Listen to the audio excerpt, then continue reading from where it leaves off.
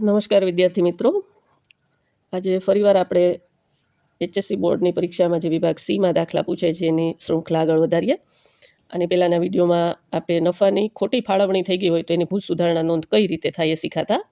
આજે આપણે શીખીએ કે જ્યારે મૂડી પર વ્યાજ ગણવાનું રહી ગયું હોય તો પછી એનું વ્યાજ ગણીને એની ભૂલ સુધારણા નોંધ કઈ રીતે થાય એ આજના વિડીયોમાં આપણે જોઈશું. આ વિભાગ સીમાં 31 નંબરના દાખલામાં આ જેટલી આપણે પદ્ધતિ શીખશું એમાંથી કોઈ પણ એક પદ્ધતિનો એક દાખલો પૂછાશે. તો પૂરેપૂરો વિડીયો જોજો, ધ્યાન આપજો. 12મા ધોરણના વિદ્યાર્થી સાથે વિડીયો વધુમાં વધુ શેર કરજો, લાઇક કરજો અને સબસ્ક્રાઈબ કરજો. તો આપણે જોઈએ કે મૂડી પર વ્યાજ ગણવાનું રહી ગયું હોય ત્યારે દાખલો કઈ રીતે ગણવાનો. તો સૌથી પહેલાં તમને દાખલામાં આપ્યો હશે કે વ્યાજનો દર આપ્યો હશે, બરાબર. તો જે વ્યાજનો દર આપ્યો હોય એ મુજબ દરેક ભાગીદારની મૂડી પર વ્યાજ ગણી લેવાનું, બરાબર છે. દાખલામાં જ તમને મૂડી પર વ્યાજનો દર કેટલો છે એ ગણવાનું કીધું હશે, એના મુજબ ભાગીદારની મૂડી પર વ્યાજ ગણી લેવાનું.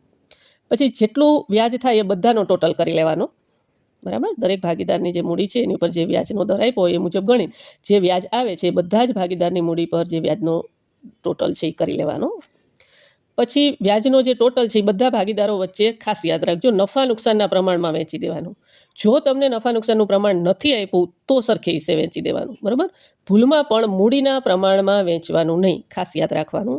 હા, જો દાખલામાં તમને એવો સ્પષ્ટ ઉલ્લેખ હોય કે મૂડી પર મૂડીના પ્રમાણમાં નફા નુકસાનનું પ્રમાણ છે તો વહેંચી શકાય, પણ માત્ર મૂડીનું પ્રમાણ આપ્યું હોય અને કંઈ પણ ઉલ્લેખ ન હોય તો સરખે હિસ્સે વહેંચવાનું. અને જો ન કીધું હોય, તમને સીધું નફા નુકસાનનું પ્રમાણ આપેલું જ હોય તો વ્યાજનો જે ટોટલ છે એ ભાગીદારો વચ્ચે નફા નુકસાનના પ્રમાણમાં વહેંચી દેવાનું. હવે શું કરવાનું, તો મેં તમને 2 ચાર્ટ આપ્યા છે, જુઓ. તમને જે ચાર્ટ ફાવી લખી શકો. પહેલાં મૂડીનું જે વ્યાજ આવ્યું દરેક ભાગીદારનું એ પ્લસ કરી નાખવાનું અને છેલ્લે એનો કુલ ટોટલ કરી નાખવાનો. હવે આ કુલ ટોટલ છે નફા નુકસાનના પ્રમાણમાં વહેંચી દેવાનો અને એ નફા નુકસાનના પ્રમાણમાં દરેક ભાગીદારનો ઘટાડો નીચે લખી નાખવાનો, બરાબર. પછી પ્લસ માઇનસ જે જવાબ આવી, હવે ઉપરની રકમ ઓછી હોય નીચેની રકમ વધારે હોય તો માઇનસમાં જવાબ આવે, બરાબર. ઉપરની રકમ વધારે હોય નીચેની રકમ ઓછી હોય તો પ્લસમાં જવાબ આવે. એટલે ગમે તે ભાગીદારને પ્લસ માઇનસમાં જવાબ આવી શકે. તો આપણને ખ્યાલ જ છે, આગલા વિડીયોમાં પણ આપણે શીખ્યા છીએ કે જે ભાગીદારનો જવાબ માઇનસમાં આવે એના મૂડી ખાતે ઉધાર થાય અને જે ભાગીદારનો જવાબ પ્લસમાં આવે એના મૂડી ખાતે જમા થાય. તમને આ ચાર્ટ ન ફાવતો હોય તો નીચે બીજો ચાર્ટ પણ મેં દોરીને તમને બતાવ્યું છે.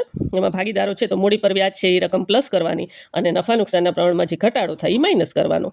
બેય સરખું છે, કંઈ જ ફેર નથી. આમાં આડો ચાર્ટ છે, આ ઊભો ચાર્ટ છે, બરાબર. ખાસ યાદ રાખવાનું, જે ભાગીદારનો જવાબ માઇનસમાં આવે છે એના મૂડી ખાતે ઉધાર અને જે ભાગીદારનો જવાબ પ્લસમાં આવે છે એના મૂડી ખાતે જમા. 3 માર્ક્સનો દાખલો પૂછાય છે. આઈ હોપ તમને સમજાઈ ગયું હશે. કંઈ પણ પ્રશ્ન હોય તો તમે કોમેન્ટ કરી શકો છો. વધારે સારો વિડીયો કઈ રીતે બનાવી શકાય, તમને કઈ રીતે સમજાઈ શકાય એનું સૂચન તમે મને કરી શકો છો. તમારું સૂચન મારા માટે ખૂબ અગત્યનું છે. તો વધુમાં વધુ વિડીયોને જોજો, શેર કરજો, લાઇક કરજો અને સબસ્ક્રાઈબ કરજો. 12મા ધોરણના વિદ્યાર્થીઓ સાથે ખાસ શેર કરજો, એને સબસ્ક્રાઈબ કરવાનું કહેજો.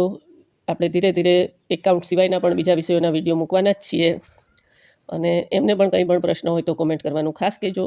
આજે અહીં સુધી રાખીએ. આગલા વિડીયોમાં આપણે બીજી પદ્ધતિ શીખશું. ઓકે, અસ્તુ.